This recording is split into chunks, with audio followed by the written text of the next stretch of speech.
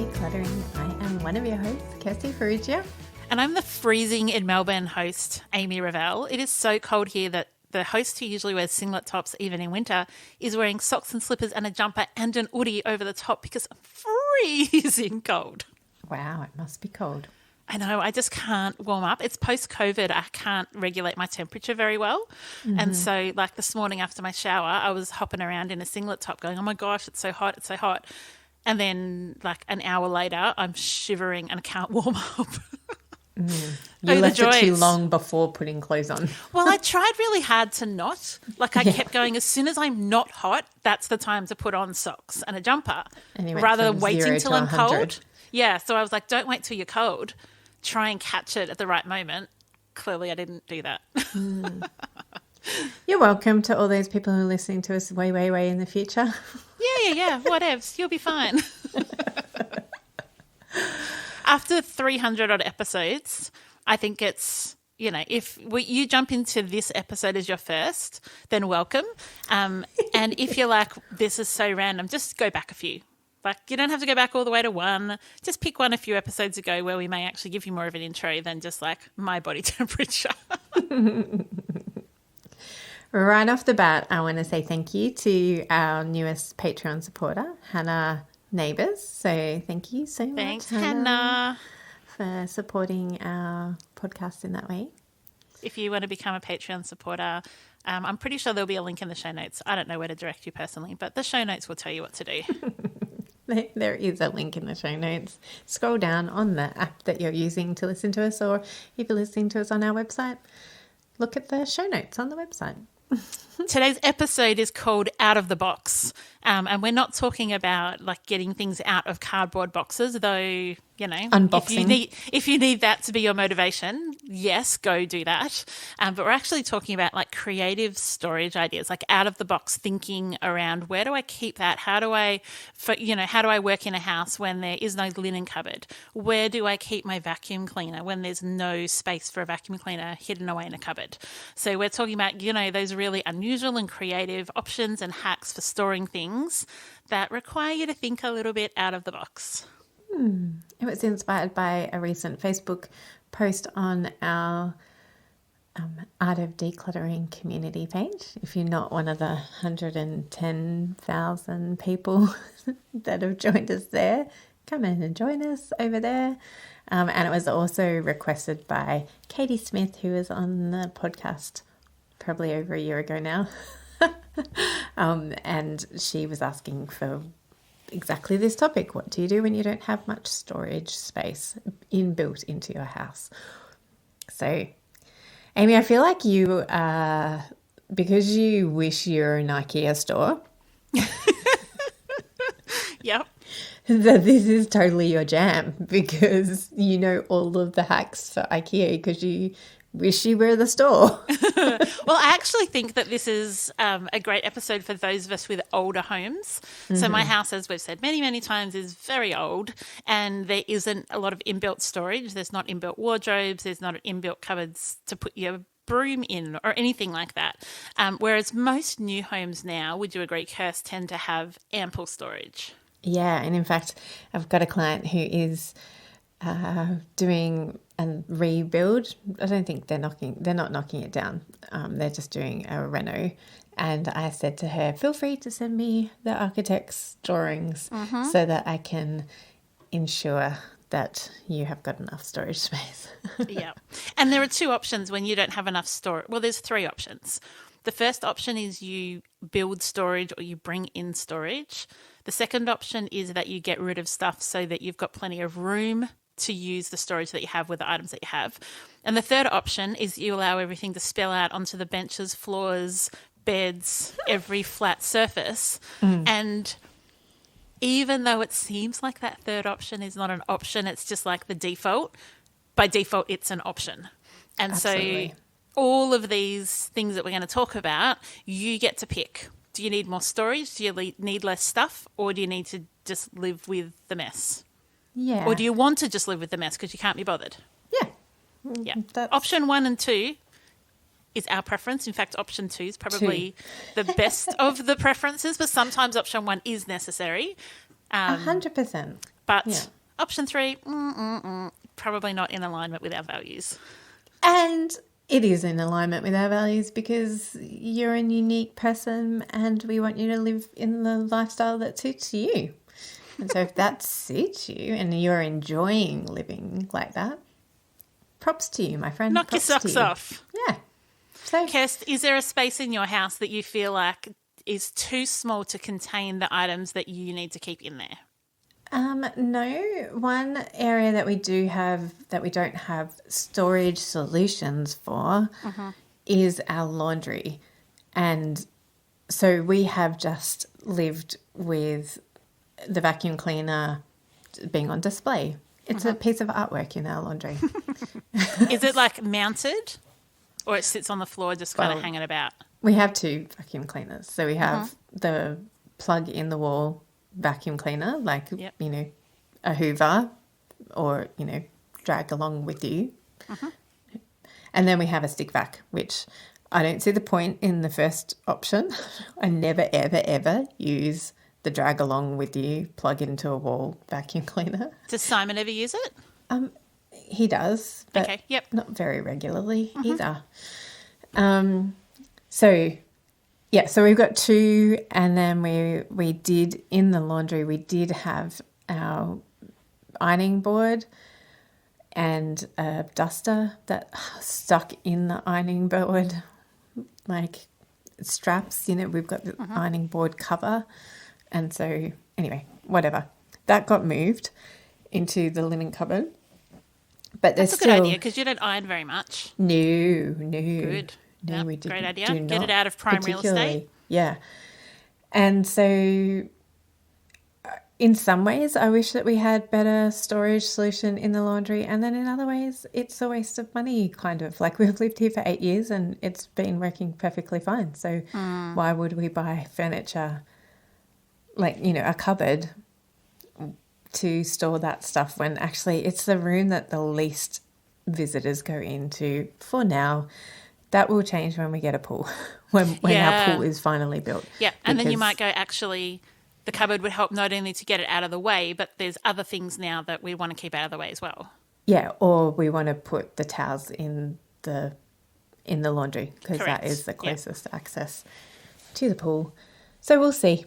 That might be the next job. But for the last 8 years, it's been fine. We've talked about it on and off, but we haven't. So anyway. One of the things that annoyed me when I moved into our house is that there was nowhere to store a vacuum cleaner and the laundry is so small that you can't just have it in there. Like if it was in there, you can't use the laundry because the laundry is too small. Yes. And so we ended up buying some just white cupboards from Bunnings. That's a hardware store for all our international listeners. And our vacuum cleaner now lives in a cupboard in our entrance. But when you look at it, you don't know there's a vacuum in there and it just looks like a white cupboard. So that's worked really well for us. And you keep all your attachments and everything in there together because the other option was it just kind of ended up the last place it was used and that would drive us bananas. Yeah. So yes, that I agree. That's been a problem for us that we had to solve creatively because it's not stored in the room that we use it, which is often what we say is like think about where you're going to use it and store it there. But actually for us, it's had to be stored in somewhere completely different, but it's away and it's now, the cupboards are serving the purpose that we need it to. And a vacuum cleaner is probably a really unique product because it gets used in every room. So that's true. There is no home for it because you could home it in any room you so choose to because it gets used in that room and every other room. It's the having the home that I think is the important part. Yeah. Our laundry also, Kirst, when we first moved in, all it had was a bench, some under sink storage, when it's got all the pipes and so there's no shelving. It's just like that random under the sink bit. And one cupboard, and the cupboard is like under the bench. So we were able to put some things under there, but our laundry was really inefficient. And so we've put up shelves to keep, all those random bits and pieces, light bulbs, spare paint, gloves, face masks for when we're doing house stuff, batteries, all of that lives in the laundry now on these shelves. What I also did, I got this idea off Pinterest a few years ago, is I installed a shelf in the laundry above the door. And above there, we keep things like old towels because we just had nowhere to keep them. We don't have a linen cupboard. And so installing this, like it looks ugly, but you don't even notice it unless you're in the laundry. And as you said, like it's not the place that I go hang out with my friends. No. And so it's been this really practical, like, Hey, friends, do you want to come over for a glass of wine in my laundry? that's right, let's hang in the laundry, which is so small that we couldn't, fit 3 of us in there. So sometimes there's like these, I could use above the door. I could put a shelf up there. So you can think creatively about those vertical spaces. And like our broom, we don't have anywhere to put the broom or the cobweb sweeper thing or the dustpan. So we put some hooks on the back of the door. So, like it is using that vertical space, not on the walls, but actually on the door as well. Yeah. And the back of doors is great for particularly in rooms that you're not bedrooms. Although it works well in bedrooms for bedroom items. But it works really well in rooms that you're not lounging around in and wanting an aesthetically pleasing look in. Yeah, or that you're using the door a lot because then Yes. things will just fall off. Like that's super frustrating. Yeah. Yeah. So as we said before, our heart for you is to declutter things, but obviously there's a lot of things that you need, like your broom and your vacuum cleaner, that if you live in a small house or a not great storage house, and maybe you're renting and you don't want to go out and buy storage solutions for this house that you never know when you're going to get not evicted, the lease is going to end and your homeowners are going to move back into it, which happens a lot. I've got one friend who I reckon they never stay in their house for more than like 6 months. Oh, that's so painful. Every time they rent a house, the owners decide to sell it on them. That's really painful. Yeah. But you do need creative solutions. Yeah. What's the point of buying storage for this house when we don't know how long we're going to be here for? Yeah. And there's some really versatile storage that you can use that you can use like this out of the box thinking. Like there's Kallax units from IKEA, which are those cube storage, and you can use that in a bedroom, in a lounge room, in a kitchen, in a laundry. You can use that anywhere because it's so versatile. You can use it for books or for bike helmets or, Kitchen whatever. appliances. Yeah, like there's so Toys. many options. Yeah. Your cutlery and crockery. And so if you purchase an item like that, yes, you invest, the $100, $150 to buy the unit, but then you can think out of the box how you're going to use it. So it doesn't need to serve the same purpose in each room, in each house you're in each season. You just move it around as you need to solve the problem that's annoying you the most. And the great thing about Kallax units or any like cube storage unit is that if you can have multiple uses for that one furniture. So you can store all the different things in there in tubs and nobody's none the wiser that in one tub there's books and then in the next tub there's platters and in the next tub there's toys. Yeah. They're really multi-purposeful even in a one room. Am I making sense? Yeah, totally. And it just helps you to hide things. Like it's brilliant. We've got quite a few in our house. I think we've got 1, 2, 3, 4, 5, 6, 7, 8, 9. I can't think that I'm missing any. We've got 9 and they all serve really, really different purposes. And they do kind of just fade into the background because they're so common. And it's more about what you do with what you put in them and on them that actually attracts the eye. Yeah. I think one of the other things about out-of-the-box solutions for things is, and we've spoken about this in another episode of ours, what was it called? Functional, I think we spoke about it in functional spaces, is that just because you might have really a weird house where you have lots of storage in the kitchen and no storage in the laundry. Yeah. And so just because the kitchen is used for kitchen stuff doesn't mean that it can't also have other products in the pantry. So you get to decide how it is that you want to store things in your house. So don't worry about what your friends say. Don't worry about what your mother-in-law says. make it work for you because you and your family are the ones who are living in that house. So out of the box solution could be storing something in a place that most people would not think to store it. Like, for instance, we keep our Christmas tree and Christmas decorations in my eldest son's wardrobe because it's not a traditional wardrobe. It's like shelving that we've put in, but he doesn't need to access anything up the top, and we don't have a garage or somewhere else that we can put it. So for us, it just lives up there, and he doesn't care, and we don't care, and it's perfect. Yeah, and similarly, we have sleeping bags. Rather than having all of our camping gear in the one space, we have sleeping bags and the roll-out self-inflating mattresses in the kids' wardrobes. So in their individual wardrobes. So Amelie's got hers and Oliver's got his, and I think Simon's is in the spare room. Because at least in a lot of houses in Australia, the wardrobe in kids' bedrooms in particular goes all the way to the roof, but the framing of them is the same size as a door height. Yeah, so you've got like this huge cavity that's really tall. Yeah. And you can't even shelve it up very well. No. Because then you have to make the shelves really skinny because you don't have the space to get into it. Yeah. So they're really good for tall items, like a mattress, or a Christmas tree. Or a Christmas tree, yeah. Or doonas, like bagged up doonas that like your winter doona or your summer doona, depending on which season that you're in, if that's your proclivity. If you're like the Revels and you don't have a linen cupboard, you can store linen in the bedroom that it belongs to. You could store it under the bed or in the wardrobe.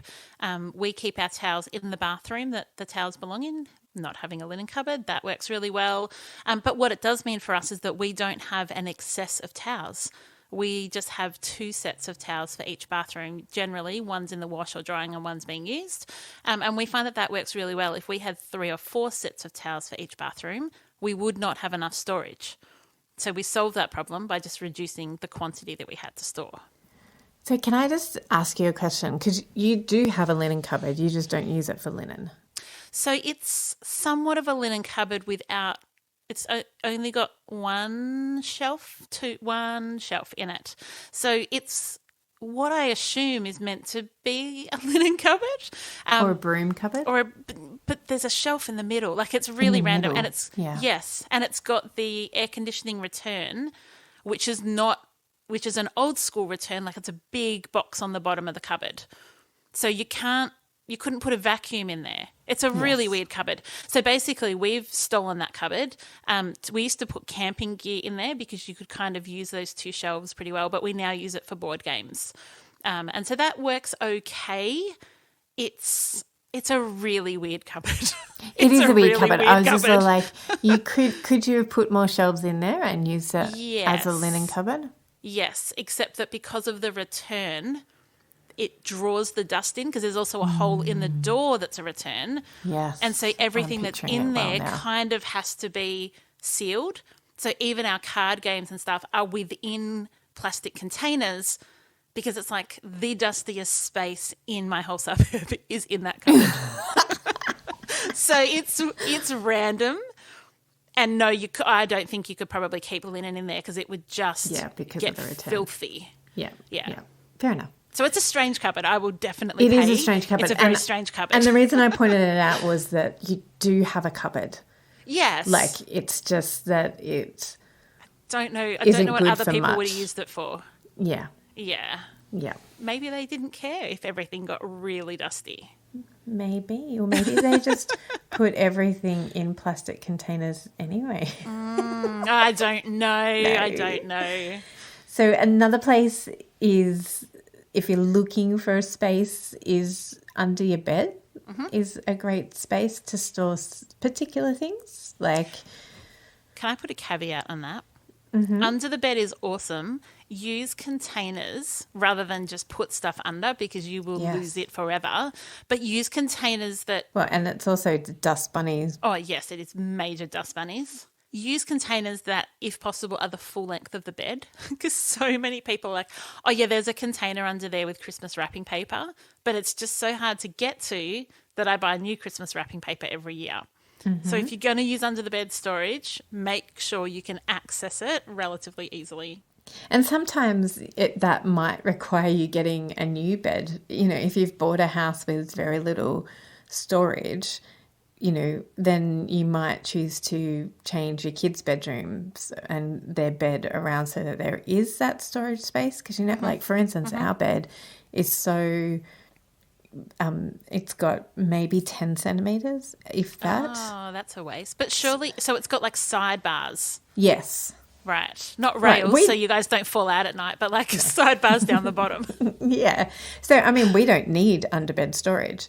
But if you did, But we do. That bed would not work for you.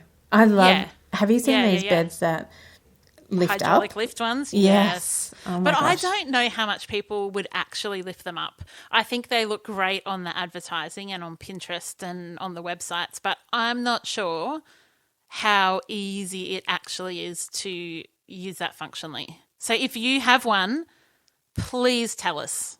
Tell us more. Tell us all the things. When I have decluttered them, I have definitely encouraged people that it is not storage, everyday storage. You don't want your bras and undies in there. You want the things like suitcases are a great example of things to put in there because they're not often used. Well, clearly not often used by me at the moment. Not as much as other things. Yes. Or another good idea for that is clothes, different season clothes, or clothes that one kid has grown out of and another one has yet to grow into. The key is remembering what's in there, though. Yeah. Because take a photo on your phone. And that's with any. I find that is actually for most storage behind that is out of sight. Okay. Yep. Even pantry items. Unless you have a pantry more like ours that you visually, like it's a walk-in pantry and you see most of the things in there at once. I find that a lot of clients forget what is in cupboards and under beds and up high in cupboards and and behind any door, behind closed doors, our brain does something funky and forgets to remind us of it. Yeah, it's just like, oh, that's out of sight. We'll close down that tab in the brain. Yes. But that is a problem with those hydraulic beds, but I think it's also a problem with any underbed storage because unless you're going to it regularly, you forget that it's there. You're not going to remember. Yeah, and sometimes you can feel like a space is too big. So you might find that there's massive cupboards in your kitchen that actually are too big for what you need, and you feel like everything's going to rattle around in there, or you're not going to be able to find what you need. And sometimes the same with kids' wardrobes. You're like, well, these drawers are awesome, but their socks and undies and singlets are so tiny that it's just going to become one big jumbled mess. And so sometimes you need to think out of the box is how do you take one big drawer and divide it up? And you can use drawer dividers or cereal boxes or shoe boxes. Like there's lots of DIY solutions. But sometimes breaking up a space is actually a really great way to utilize more of the space. Yes. And even you could even argue like that you could not even use it all up, so you could divide it up so that you purposely don't use the back of the cupboard. If you've got those really deep pantry cupboards and actually you don't need more than an arm's width, you know how some of them you can't even, you have to like climb into. They make me cross. They make me so. I had a client whose brother made for her a false back. So he basically just made a little table that just sit in there. And I was like, oh my goodness, this is brilliant. No, and that's what I'm suggesting. Let's put false backs into those cupboards if you do not need the space. And I would argue that you probably don't need the space anyway because everything past half an arm's length you've forgotten about. Yeah, and it's gone off anyway. Yeah. I love that.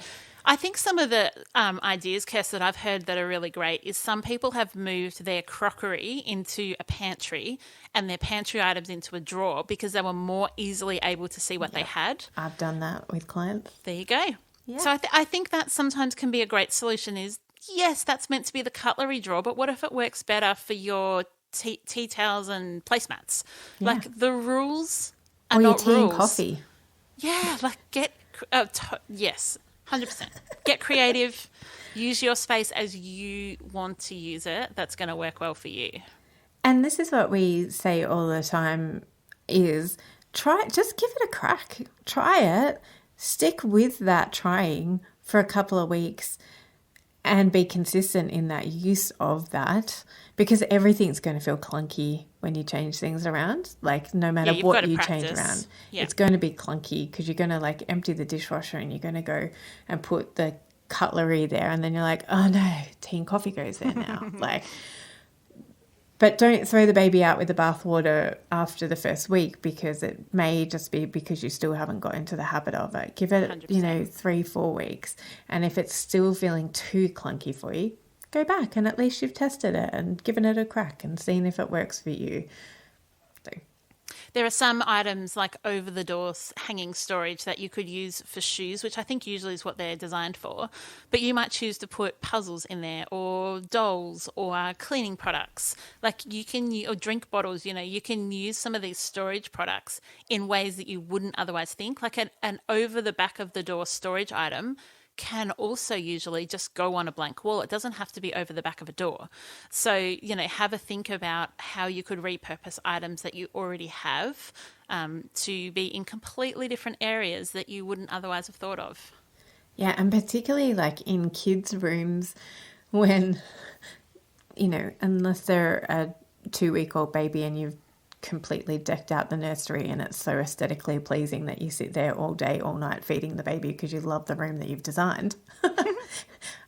When they get to the toddler stage, their rooms aren't usually that aesthetically pleasing. So who cares if you've got a shoe organizer hanging on a wall space filled with Barbie dolls that's really accessible to the 5-year-old? Yeah.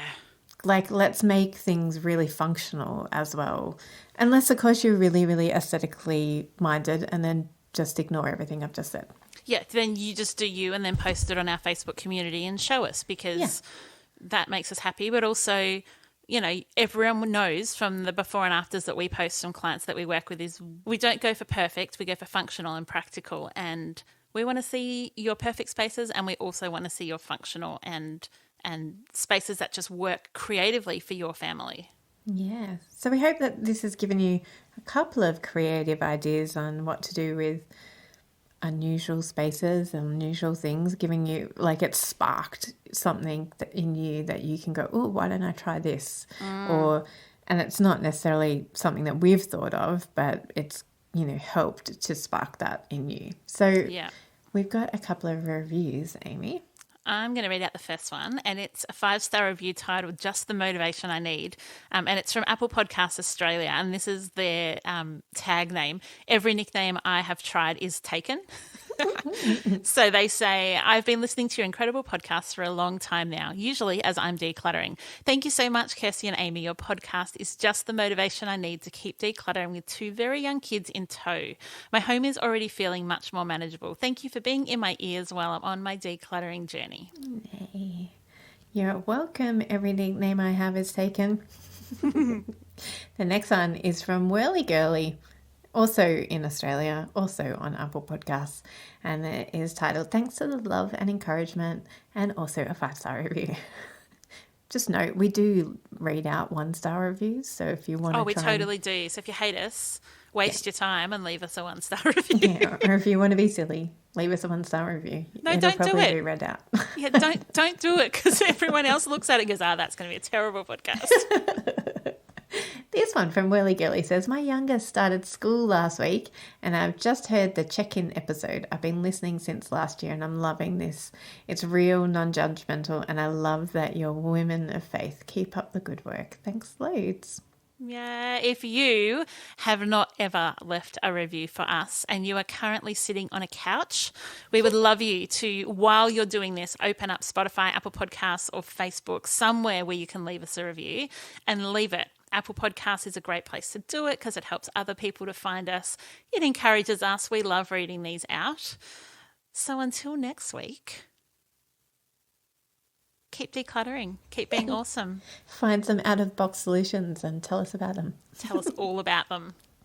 Have a great week, guys. See ya. Bye. Bye. Thanks for joining us. If you've learnt something awesome today, we'd love you to leave us a review on iTunes or Facebook so others can find our podcast too. Don't forget you can see the show notes in your podcast app or over at our website, artofdecluttering.com.au. So if there's anything you want more info on, check it out there. If you'd like to join our supporter community, you can do so over at patreon.com/theartofdecluttering. We hope you have a great rest of your day And enjoy the freedom.